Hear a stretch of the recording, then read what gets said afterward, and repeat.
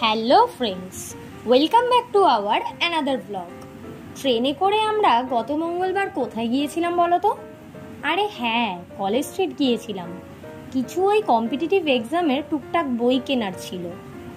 তবে জানো তো, আরও বেশ কিছু বন্ধুদের আমাদের সাথে কিন্তু যাওয়ার কথা থাকলেও ওরা আসতে পারেনি বৃষ্টির কারণে।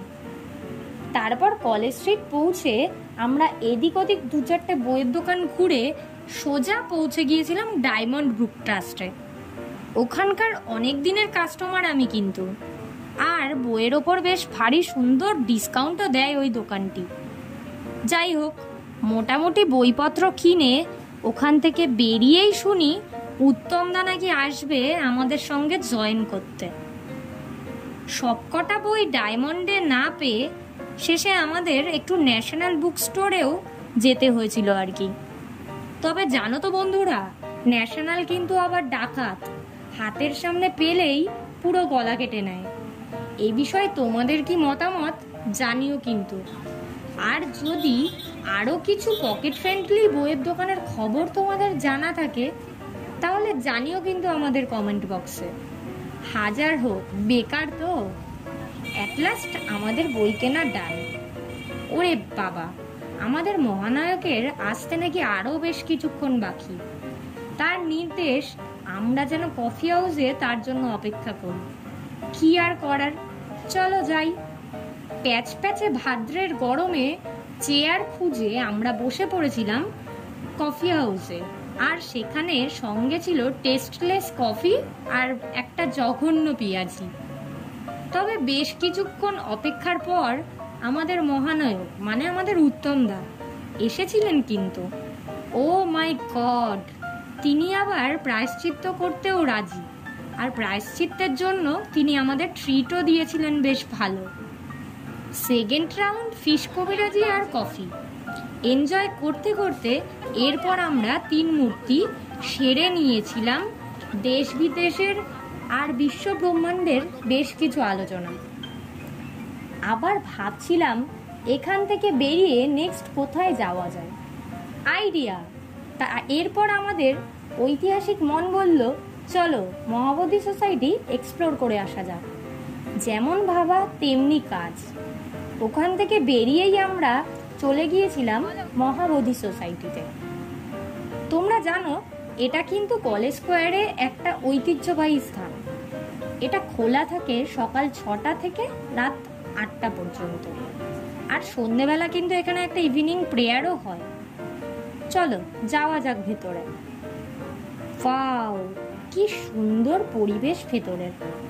দেওয়ালগুলি সচিত্র বৌদ্ধ জাতকের কাহিনীতে অঙ্কিত, আর চারপাশটা কিন্তু খুবই শান্ত।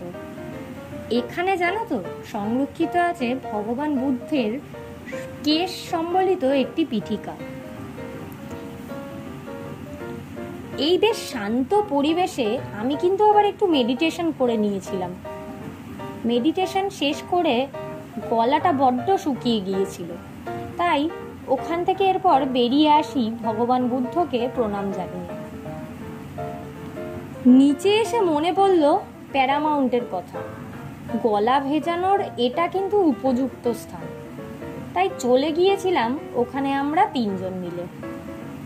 আর গিয়ে অর্ডার করে নিয়েছিলাম 3 গ্লাস ডাব শরবত।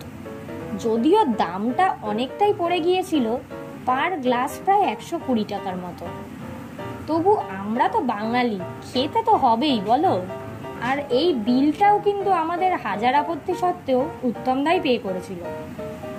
যাই হোক, শরবত শেষ করতে করতেই আমরা খুঁজে পেয়েছিলাম ওই দোকানের ওনারকে। আর তার মুখ থেকেই আমরা শুনে নিয়েছিলাম এই দোকানের একটা বিখ্যাত ঐতিহাসিক ব্যাকগ্রাউন্ড। জেঠু আমাদের বলছিলেন কিভাবে এই দোকান প্রতিষ্ঠা হয়, আর স্বাধীনতা উত্তরকালে কিভাবে মহান বিপ্লবীরা সেই সময় এখানকার পরিবেশে গোপন আস্তানায় ব্রিটিশ পুলিশের নজর এড়িয়ে স্বাধীনতা বিষয়ক সব গোপন আলোচনা করতেন। শুধু সেই সময়ই বা বলি কেন, এই সময়ের বহু বিখ্যাত মানুষজনের পদতুলি সম্বলিত এই দোকানটি। শুনতে শুনতে জানো তো বন্ধুরা, আমরা কিন্তু মুগ্ধ হয়ে গিয়েছিলাম পুরো। যাই হোক, সময়ের তাড়ায় আর জেঠুর সুস্বাস্থ্য কামনা করে আমরা সেদিনের মতো কিন্তু সেখান থেকে বিদায় নিয়েছিলাম। বই কেনা, খাওয়া দাওয়া, এদিক সেদিক ঘোরাঘুরি, আর এসবের মধ্যেই আবার নেমে গিয়েছিল কিন্তু ঝিরিঝিরি বৃষ্টি। বেশ ভালোই লাগছিল, মন্দ লাগছিল না কলেজ স্কোয়ারের পথ ধরে হাঁটতে। আর বৃষ্টির আমেজকে সঙ্গে নিয়েই আমরা তিনজন ফিরে এসেছিলাম ওই দিনের মতো বাড়িতে। তো বন্ধুরা, এবার আমাদের ভিডিও যদি তোমাদের ভালো লেগে থাকে তাহলে আমাদের চ্যানেলটাকে একটু লাইক, কমেন্ট, সাবস্ক্রাইব করে দিও কিন্তু। আর অবশ্যই ঘুরে এসো কলেজ স্ট্রিটের এই দুই বিখ্যাত জায়গা থেকে।